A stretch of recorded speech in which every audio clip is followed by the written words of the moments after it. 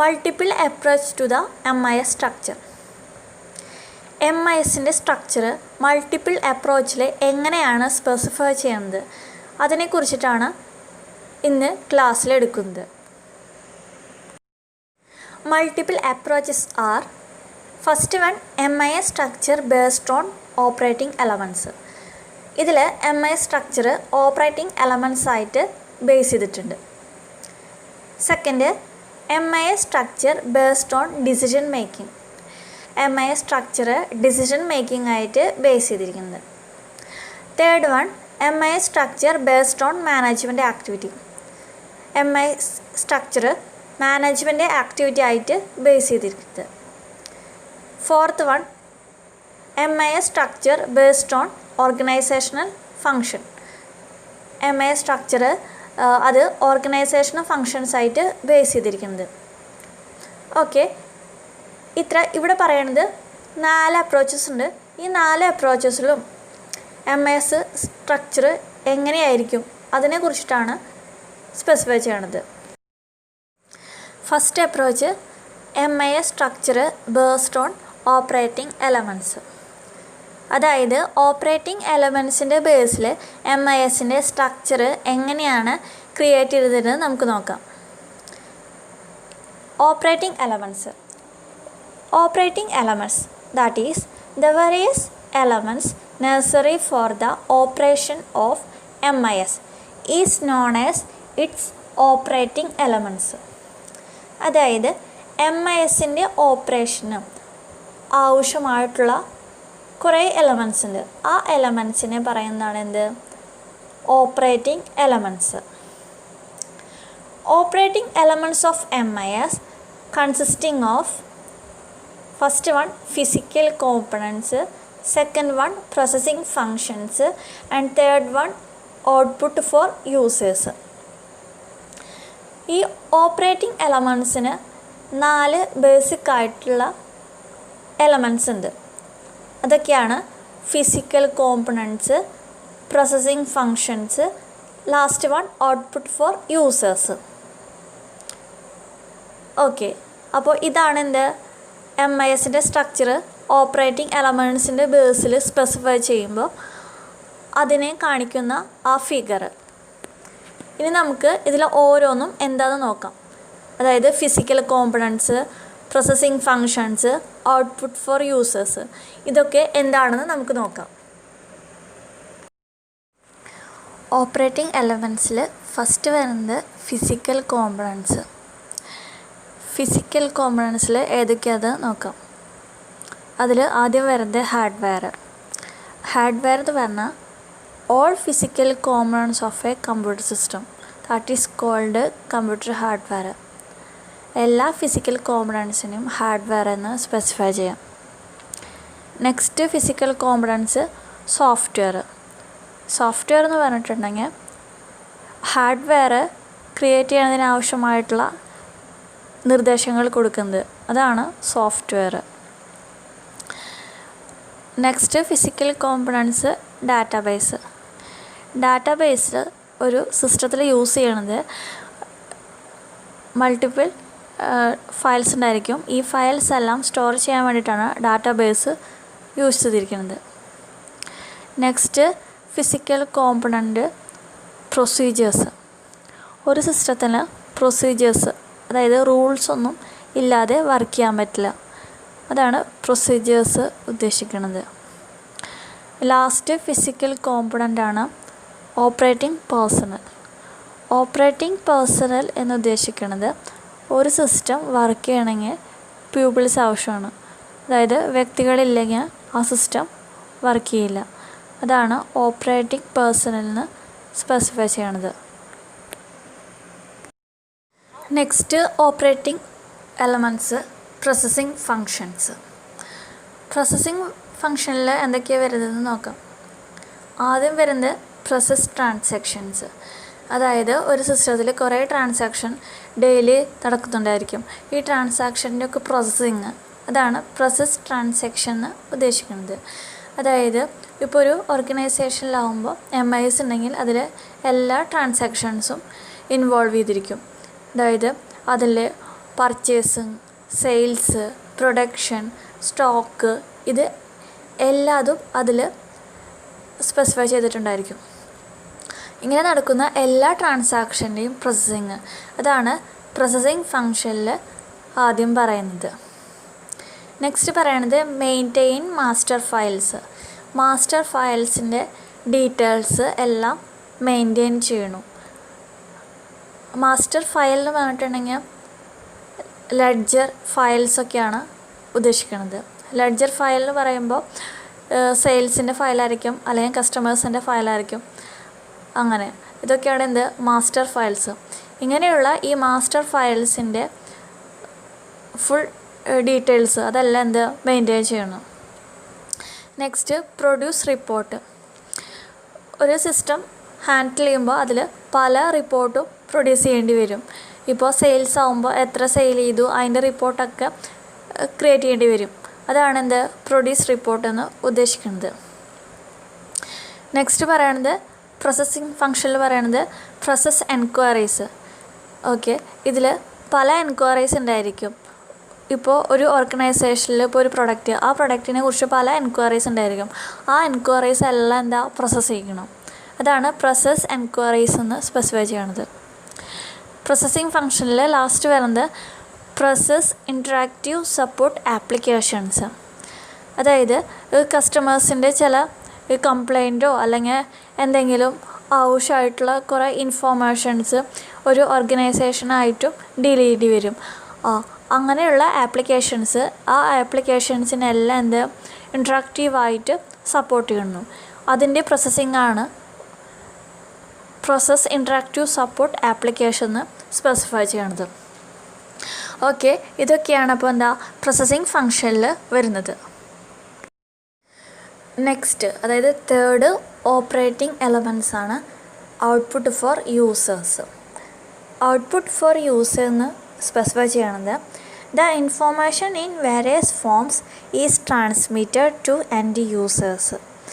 അതായത് physical components കഴിഞ്ഞ് processing functions, ആ ഫങ്ഷൻസൊക്കെ പ്രോസസ്സ് ചെയ്തതിന് ശേഷം എങ്ങനെ അതിൻ്റെ ഔട്ട്പുട്ട് യൂസേഴ്സിന് ലഭിക്കണം, അതാണ് ഔട്ട്പുട്ട് ഫോർ യൂസേഴ്സ് ഉദ്ദേശിക്കുന്നത്.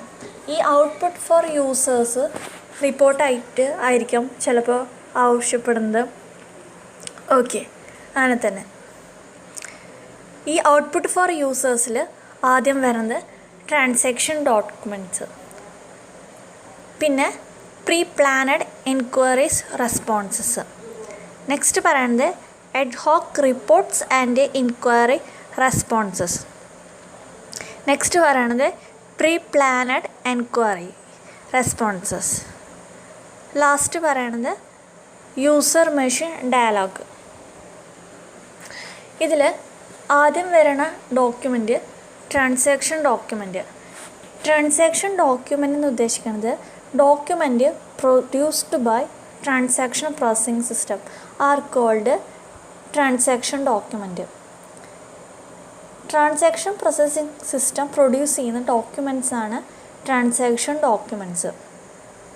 ഈ ഡോക്യുമെൻറ്റ്സ് സെവറൽ ടൈപ്സ് ഉണ്ട്. അതൊക്കെയാണ് action document, information document, investigational documents. Okay, transaction ഡോക്യുമെൻറ്റ്സിന് example വരുന്നത് purchase order, payroll, sales invoice. Next action documents എന്താണെന്ന് നോക്കാം. Action documents, these documents initiate an action. ഈ ഡോക്യുമെൻ്റ് ഇനീഷ്യേറ്റ് ചെയ്യണത് ഒരു ആക്ഷനിൽ നിന്നായിരിക്കും, പെട്ടെന്നായിരിക്കും എന്ത് ഈ ഡോക്യുമെൻ്റ് പ്രൊഡ്യൂസ് ചെയ്യണത്. അതാണ് action document. It is the part of the recipient. Okay, for example a purchase order authorise a purchase from a supplier. അതാണ് action ഡോക്യുമെൻറ്റ്സിന് ഒരു example.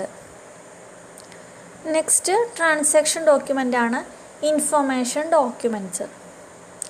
These documents relate, confirm or prove to their recipients that transaction have occurred. ഈ information document use ചെയ്യണത് എന്തെങ്കിലും document prove ചെയ്യാൻ വേണ്ടിയിട്ടാണ് information document use ചെയ്യണത്. For example sales receipt, sales order confirmations. Transaction ഡോക്യുമെൻറ്റ്സിൽ next വരുന്ന കൺസെപ്റ്റാണ് ഇൻവെസ്റ്റിഗേഷണൽ documents. ഇൻവെസ്റ്റിഗേഷണൽ documents എന്ന് പറഞ്ഞിട്ടുണ്ടെങ്കിൽ അതിൽ റിപ്പോർട്ടായിട്ട് പ്രൊവൈഡ് ചെയ്യണത് എന്തെങ്കിലും എറേഴ്സോ അല്ലെങ്കിൽ എക്സെപ്ഷൻസോ അതിൻ്റെയൊക്കെ റിപ്പോർട്ടാണ് ഇൻവെസ്റ്റിഗേഷണൽ ഡോക്യുമെൻറ്റ്സിൽ സ്പെസിഫൈ ചെയ്യണത്. ഇൻവെസ്റ്റിഗേഷണൽ ഡോക്യുമെൻറ്റ്സിൽ പ്രൊവൈഡ് ചെയ്യുന്ന റിപ്പോർട്ട്സ് ഒന്നില്ലെങ്കിൽ എന്തെങ്കിലും കൺട്രോളിന് വേണ്ടിയിട്ടോ അല്ലെങ്കിൽ ഫ്യൂച്ചർ പർപ്പസിന് വേണ്ടിയിട്ടായിരിക്കും ഇതിൽ റിപ്പോർട്ട് പ്രൊവൈഡ് ചെയ്യണത്. നെക്സ്റ്റ് വരുന്നത് pre planned enquiry responses.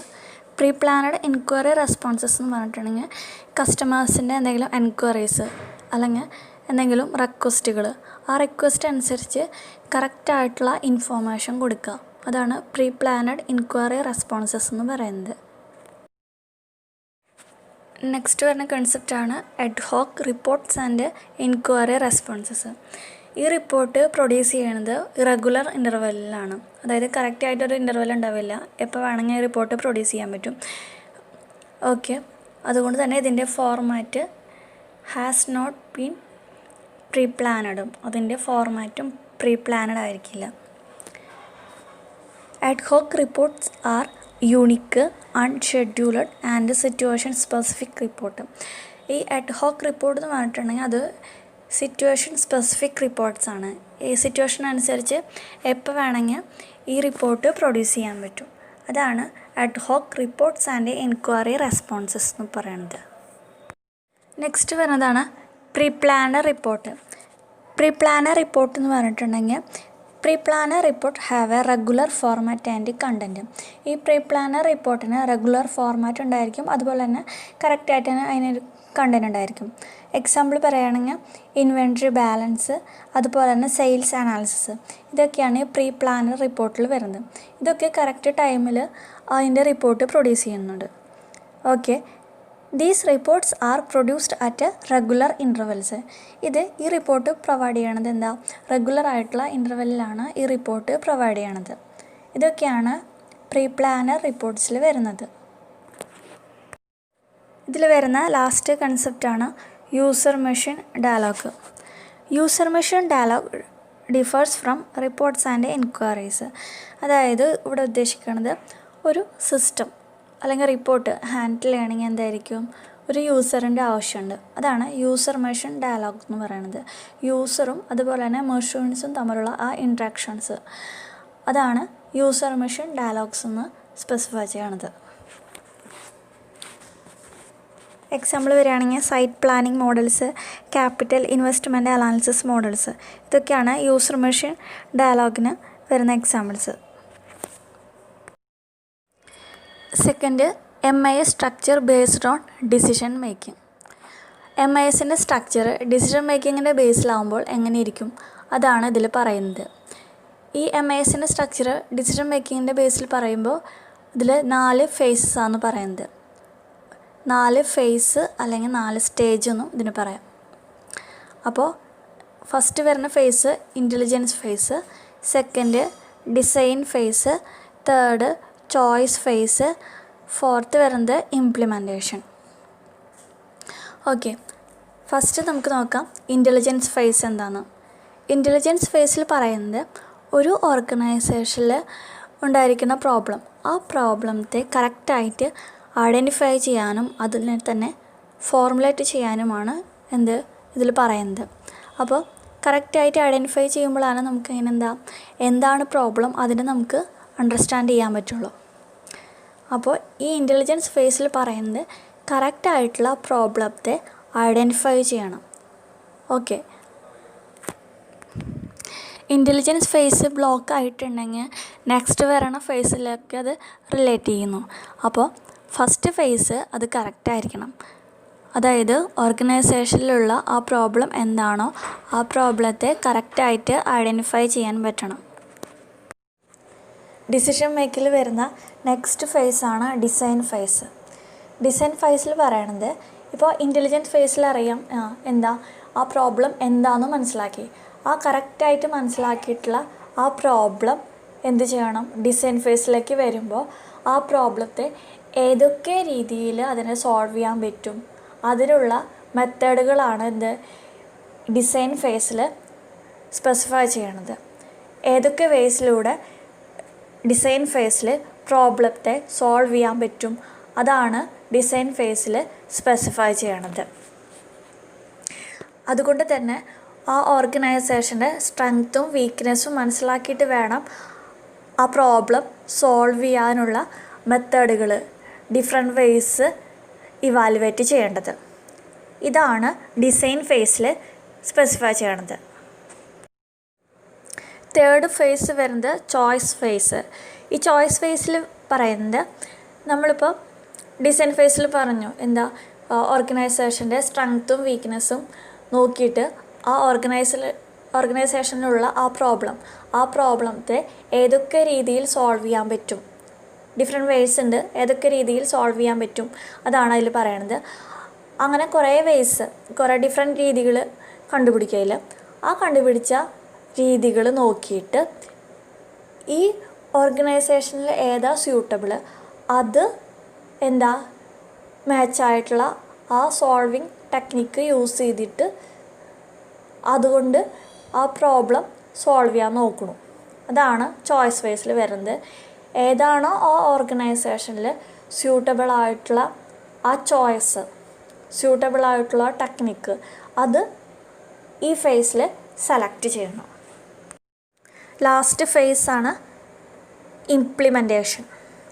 Decision മേക്കിങ്ങിൻ്റെ ബേസിൽ MISൻ്റെ സ്ട്രക്ചർ ഇംപ്ലിമെൻറ്റ് ചെയ്യുമ്പോൾ അതിൽ വരുന്ന ലാസ്റ്റ് ഫേസാണ് വരുന്നത് ഇംപ്ലിമെൻറ്റേഷൻ. ഇംപ്ലിമെൻറ്റേഷന് മുന്നിലുള്ള ഫേസ് ആ സ്റ്റേജ് ചോയ്സ് ഫേസും. ചോയ്സ് ഫേസിൽ ഓർഗനൈസേഷനിൽ ക്രിയേറ്റ് ചെയ്തിട്ടുള്ള ആ പ്രോബ്ലത്തിന് സോൾവ് ചെയ്യാനുള്ള ടെക്നിക്ക് കണ്ടുപിടിച്ചു, ഇന്നതാണെന്ന് സെലക്ട് ചെയ്തു. എന്നിട്ട് ആ ടെക്നിക്ക് അപ്ലൈ ഇംപ്ലിമെൻറ്റ് ചെയ്യണതാണ് ഇംപ്ലിമെൻറ്റേഷൻ എന്ന് പറഞ്ഞിട്ടുള്ള ആ സ്റ്റേജിൽ ചെയ്യുന്നത്. അപ്പോൾ ഈ ഇംപ്ലിമെൻറ്റേഷൻ എന്ന് പറഞ്ഞിട്ടുള്ള ലാസ്റ്റ് സ്റ്റേജിലാണ് ഡിസിഷൻ മേക്കിങ്ങിൻ്റെ കറക്റ്റ് വേ ക്രിയേറ്റ് ചെയ്യണത്. ഓക്കെ, അപ്പോൾ ഇതൊക്കെയാണ് ഈ 4 ഫേസസ് ആണ് MISൻ്റെ സ്ട്രക്ചർ ഡിസിഷൻ മേക്കിങ്ങിൻ്റെ ബേസിൽ ക്രിയേറ്റ് ചെയ്യുമ്പോൾ വരുന്നത്. ഡിസിഷൻ മേക്കിങ്ങിൻ്റെ ബേസിൽ ഓർഗനൈസേഷനിൽ MIS ഇംപ്ലിമെൻറ്റ് ചെയ്യുമ്പോൾ അതിൽ വരുന്ന 2 ടൈപ്പ് ഡിസിഷൻസ് ഉണ്ട്. The 2 type of decisions that are programmed or structured decisions. First one.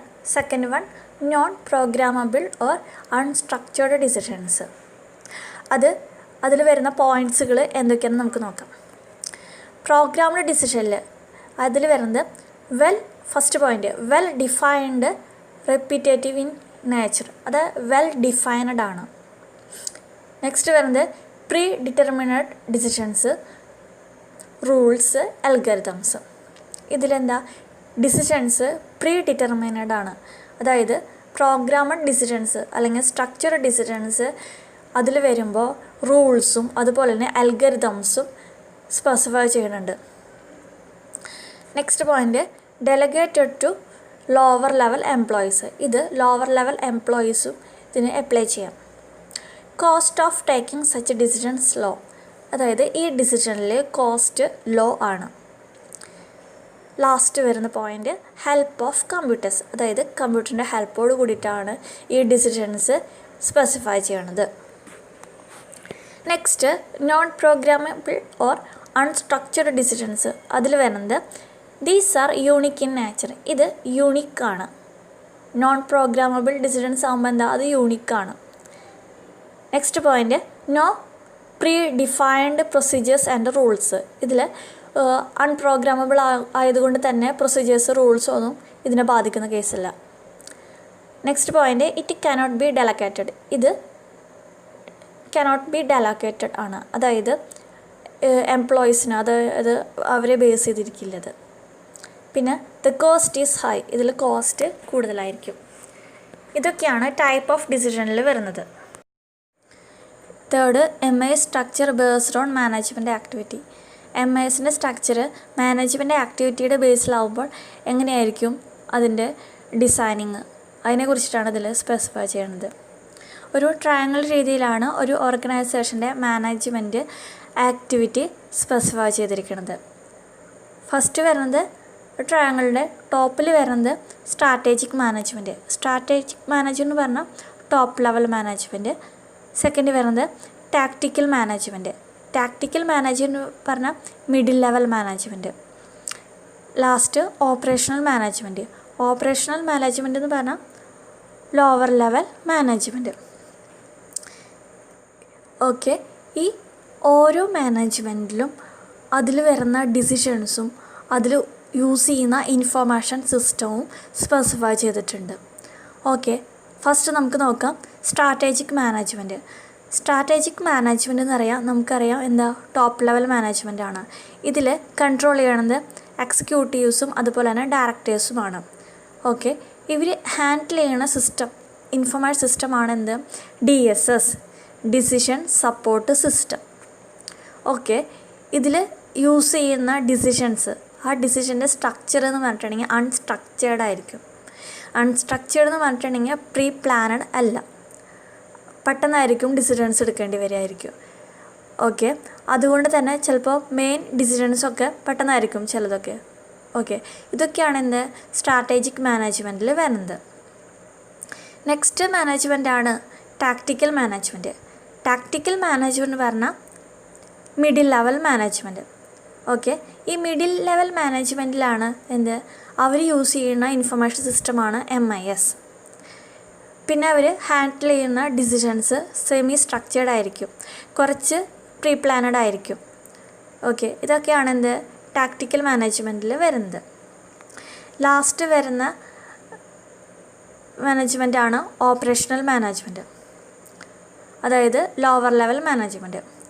ഈ ഓപ്പറേഷണൽ മാനേജ്മെൻറ്റിലാണ് എന്ത്, അതിൽ വരുന്നതാണ് സെൽഫ് ഡയറക്ടർ ടീംസും അതുപോലെ തന്നെ ഓപ്പറേഷൻ മാനേജേഴ്സും. അതായത് ഇതിൽ വരുന്നതാണ് അങ്ങനത്തെ പ്രൊഡക്ഷൻ ഡിപ്പാർട്ട്മെൻറ്റ്, അങ്ങനത്തെ കൺട്രോളൊക്കെ ഇതിൽ വരുന്നത് ഓപ്പറേഷൻ മാനേജ്മെൻറ്റാണ്. ഓക്കെ, ഇതിൽ ഇവർ യൂസ് ചെയ്യുന്ന സിസ്റ്റമാണ് ആ ഇൻഫർമേഷൻ സിസ്റ്റമാണ് എന്ത്, TPS. TPS എന്ന് പറഞ്ഞിട്ടുണ്ടെങ്കിൽ ട്രാൻസാക്ഷൻ പ്രോസസ്സിംഗ് സിസ്റ്റം. ഓക്കെ, ഇവർ ഹാൻഡിൽ ചെയ്യുന്ന ഡിസിഷൻസാണ് എന്ത്, സ്ട്രക്ചേർഡ് എന്ന് പറഞ്ഞിട്ടുണ്ടെങ്കിൽ പ്രീ പ്ലാനഡ് ആയിരിക്കും. ഓക്കെ, അതൊക്കെയാണ് എന്ത്, ഓപ്പറേഷണൽ മാനേജ്മെൻറ്റിൽ വരുന്നത്. ഓക്കെ, ഇപ്പോൾ ഒരു മാസം അതിൻ്റെ പ്രൊഡക്ഷൻ ഇങ്ങനത്തെ കാര്യങ്ങളൊക്കെ സ്ട്രക്ചേർഡ് ആയിരിക്കും, അതിൻ്റെ ഡിസിഷൻസ് സ്ട്രക്ചേർഡ് ആയിരിക്കും. സ്ട്രക്ചേർഡ് ആകുമ്പോൾ തന്നെ എന്താ, അതിൻ്റെ ഡിസിഷൻസ് ഒന്നും ചേഞ്ച് ചെയ്യാൻ പാടില്ല. അതുകൊണ്ട് തന്നെ ഇപ്പോൾ പ്രൊഡക്ഷൻ്റെ ഡിസിഷൻസ് ഒന്നും പെട്ടെന്ന് മാറ്റാൻ പറ്റില്ല, അത് സ്ട്രക്ചേർഡ് ആയിരിക്കും, കറക്റ്റ് ഒരു ഫ്ലോയിൽ തന്നെയായിരിക്കും പോകുന്നുണ്ടാവുക. ഇപ്പോൾ ഒരു മാസത്തെ പ്രൊഡക്ഷൻ അത് ഇത്ര റേറ്റ് ഉണ്ടായിരിക്കും, അതുപോലെ തന്നെയായിരിക്കും എന്താ അടുത്ത മാസത്തെയും പ്രൊഡക്ഷന്, അതിൻ്റെ ഡിസിഷൻസ് ഒന്നും ചേഞ്ച് ആവില്ല. ഓക്കെ, ഇതൊക്കെയാണ് MISൻ്റെ സ്ട്രക്ചർ മാനേജ്മെൻറ്റ് ആക്ടിവിറ്റിയുടെ ബേസിൽ വരുമ്പോൾ പറയുന്നത്. Fourth, MIS structure based on organisational function. Organisational ഫങ്ഷൻ്റെ ബേസിൽ MISൻ്റെ സ്ട്രക്ചർ ഇംപ്ലിമെൻറ്റ് ചെയ്യുമ്പോൾ അതെങ്ങനെയായിരിക്കും, അതിനെക്കുറിച്ചിട്ടാണ് ഇതിൽ പറയണത്. കുറേ ഫങ്ഷണൽ സബ് സിസ്റ്റംസ് ഇതിലുണ്ട്. ആ ഫങ്ഷണൽ സബ് സിസ്റ്റം ആണ് എന്ത്, ഓർഗനൈസേഷൻ ഫങ്ഷൻ എങ്ങനെ ഇരിക്കും അതിനെക്കുറിച്ചിട്ട് സ്പെസിഫൈ ചെയ്യണത്. ആദ്യം വരണ സബ് സിസ്റ്റമാണ് പ്രൊഡക്ഷൻ. പ്രൊഡക്ഷൻ എന്ന് പറഞ്ഞിട്ടുണ്ടെങ്കിൽ production information system support the production function which includes all activities concerned with the planning and control of the process that produce goods or services. ഈ production information സിസ്റ്റമാണ് എന്ത്, full ആക്ടിവിറ്റീസിനെയും control ചെയ്യണത്. Okay, in the production sub system there are transaction processing, operational control, managerial control and strategic planning.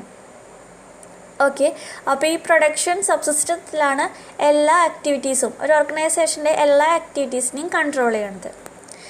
Next സബ് സിസ്റ്റമാണ് marketing. Marketing is another important organisational functions of an organisation. ഓർഗനൈസേഷൻ്റെ മറ്റൊരു important ആയിട്ടുള്ള ഒരു organisational ഫങ്ഷനാണ് marketing. Marketing വഴി ഒരു ഓർഗനൈസേഷൻ്റെ product, ആ product എങ്ങനെ കസ്റ്റമേഴ്സിലേക്ക് എത്തിക്കാം, അതിനെക്കുറിച്ചിട്ടാണ് മാർക്കറ്റിംഗ് സബ്സിസ്റ്റത്തിൽ സ്പെസിഫൈ ചെയ്യണത്. Marketing function of an organization is concerned with the planning, promotion and sale of existing product in existing market and the development of new product and new market to satisfy the existing and potential customers. ചുരുക്കി പറഞ്ഞാൽ marketing വഴി ഒരു ഓർഗനൈസേഷൻ്റെ product ഏതൊക്കെ രീതിയിൽ എളുപ്പത്തിൽ കസ്റ്റമേഴ്സിൻ്റെ അടുത്ത് എത്തിക്കാം, അതിനെക്കുറിച്ചിട്ടാണ് മാർക്കറ്റിംഗ് സബ്സിസ്റ്റത്തിൽ സ്പെസിഫൈ ചെയ്യണത്. നെക്സ്റ്റ് സബ്സിസ്റ്റമാണ് human resource. Human resource management function is concern with the recruitment, placement, compensation and development of employees in an organisation. ഒരു ഓർഗനൈസേഷൻ്റെ HR അതിനെ കൺട്രോൾ ചെയ്യണ സബ്സിസ്റ്റമാണ് ഹ്യൂമൻ റിസോഴ്സ്. ഒരു എംപ്ലോയിക്ക് എങ്ങനെ ഏതൊക്കെ രീതിയിൽ സാലറി കൊടുക്കാം, അതൊക്കെയാണ് ഹ്യൂമൻ റിസോഴ്സിൽ സ്പെസിഫൈ ചെയ്യണത്. Every organisation must maintain correct record of its employees. എല്ലാ ഓർഗനൈസേഷനും അതിലെ എംപ്ലോയീസിൻ്റെ റെക്കോർഡ്സ് എല്ലാം കറക്റ്റായിട്ട് മെയിൻറ്റെയിൻ ചെയ്യണം. ഇതൊക്കെയാണ് ഹ്യൂമൻ റിസോഴ്സിൽ വരുന്നത്.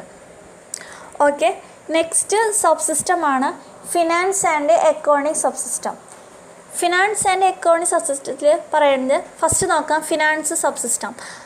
ഫിനാൻസ് സബ്സിസ്റ്റത്തിൽ പറയുന്നത് എങ്ങനെ ഒരു ഓർഗനൈസേഷനിൽ ക്യാഷ് എത്തിക്കാം, എങ്ങനെ ഡീൽ ചെയ്യാം, എങ്ങനെ ക്രെഡിറ്റ് ചെയ്യാം, ഇതൊക്കെയാണ് ഫിനാൻസ് സബ്സിസ്റ്റത്തിൽ പറയുന്നത്.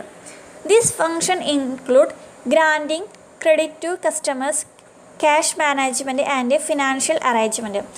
ഒരു ഓർഗനൈസേഷനിൽ എങ്ങനെ ഫിനാൻസ് അറേഞ്ച്മെൻറ്റ് ചെയ്യാം, അതുപോലെ തന്നെ ക്യാഷ് മാനേജ്മെൻറ്റ് ചെയ്യാം, ഇതൊക്കെയാണ് ഫിനാൻസ് സബ്സിസ്റ്റത്തിൽ പറയുന്നത്. പിന്നെ പറയണത് അക്കൗണ്ടിങ് സബ്സിസ്റ്റം. ഈ അക്കൗണ്ടിങ് സബ്സിസ്റ്റം എന്ന് പറയണത് ഈ അക്കൗണ്ട്സിൻ്റെ ഡീറ്റെയിൽസൊക്കെ എങ്ങനെ റെക്കോർഡ് ചെയ്യാം, അതൊക്കെയാണ് അക്കൗണ്ടിങ് സബ്സിസ്റ്റത്തിൽ പറയണത്. Accounting information system record and report the flow of funds through an organization on a historical basis and prepares important financial statement like profit and loss account and balance sheet. ഓർഗനൈസേഷൻ്റെ financial statement, അതായത് profit and loss account, balance sheet, ഇതൊക്കെ ഇങ്ങനെയുള്ള അക്കൗണ്ട്സുകൾ എങ്ങനെയൊക്കെ manage ചെയ്യാം, അതൊക്കെയാണ് accounting സബ്സിസ്റ്റത്തിൽ വരുന്നത്. Next സബ്സിസ്റ്റമാണ് logistic subsystem. Logistic subsystem include activities like purchasing, receiving, inventory control and distribution. ഒരു ഓർഗനൈസേഷനിലെ purchasing, receiving, inventory control and distributions, ഇതൊക്കെ ഹാൻഡിൽ ചെയ്യുന്നതാണ് ലോജിസ്റ്റിക് സബ്സിസ്റ്റം. ഓക്കെ, ഇനി വരുന്നത് ഈ ഓർഗനൈസേഷണൽ ഫംഗ്ഷൻ്റെ ബേസിൽ വരുമ്പോൾ ലാസ്റ്റ് വരുന്ന സബ്സിസ്റ്റമാണ് information processing subsystem. Information processing subsystem, it is the responsibility of the information processing subsystem to provide the necessary information processing service and resources. ഇതിൽ പറയണത്, ഈ സബ്സിസ്റ്റത്തിൽ പറയണത് ഒരു ഓർഗനൈസേഷന് വേണ്ടിയിട്ടുള്ള സർവീസസും റിസോഴ്സും, സർവീസസിൻ്റെയും അതുപോലെ തന്നെ റിസോഴ്സിൻ്റെയും അതിൻ്റെ ഇൻഫോർമേഷൻ, സർവീസിൻ്റെയും അതുപോലെ തന്നെ റിസോഴ്സസിൻ്റെയും ഇൻഫോർമേഷൻ എങ്ങനെ ഹാൻഡിൽ ചെയ്യാം, ഇതൊക്കെയാണ് ഇൻഫോർമേഷൻ പ്രോസസ്സിംഗ് സബ്സിസ്റ്റത്തിൽ വരുന്നത്. അതായത് ഇപ്പോൾ എന്തെങ്കിലും സർവീസസ് അല്ലെങ്കിൽ എന്തെങ്കിലും റിസോഴ്സ്, ആ കണ്ടൻറ്റിൻ്റെ എങ്ങനെ ആ ഇൻഫോർമേഷൻസ് ആ സിസ്റ്റത്തിൽ ഹാൻഡിൽ ചെയ്യാം, ആവശ്യമുള്ള സമയത്ത് ആ ഇൻഫോർമേഷൻ ഏതൊക്കെ ഡിപ്പാർട്ട്മെൻറ്റിലേക്ക് എത്തിക്കാം, ഇതൊക്കെയാണ് ഇൻഫോർമേഷൻ പ്രോസസ്സിംഗ് സബ്സിസ്റ്റത്തിൽ വരുന്നത്. ഓക്കെ, ഇത്രയും സബ്സിസ്റ്റംസാണ് MISൻ്റെ സ്ട്രക്ചർ ഓർഗനൈസേഷൻ ഫങ്ഷനിൽ ഇംപ്ലിമെൻ്റ് ചെയ്യുമ്പോൾ ബേസ് ചെയ്തിരിക്കുന്ന ഡീറ്റെയിൽസ്. ഓക്കെ, ഇതൊക്കെയാണ് മൾട്ടിപ്പിൾ അപ്രോച്ചസിലൂടെ MIS ഇംപ്ലിമെൻറ്റ് ചെയ്യുമ്പോൾ വരുന്ന ഡീറ്റെയിൽസ്. ഓക്കെ, ഇതൊക്കെയാണ് MISൻ്റെ ചാപ്റ്ററിലെ ലാസ്റ്റ് ഫുൾ ഡീറ്റെയിൽസ്.